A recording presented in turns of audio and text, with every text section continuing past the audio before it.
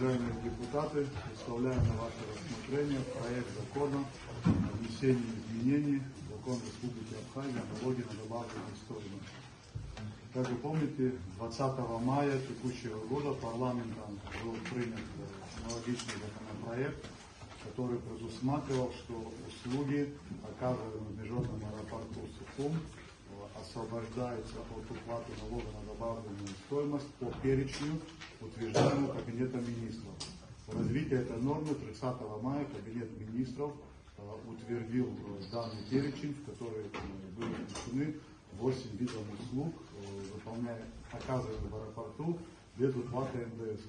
При рассмотрении данного законопроекта в мае месяце, когда комитет поддержал данную инициативу, было говорено условие, что после того, как будет реализована эта норма, аэропорт заработает, что правительство разработает и представит все те услуги, которые были включены в перечень правительства, что они будут оформлены в виде законопроекта, чтобы исчерпывающий перечень устанавливал именно парламент.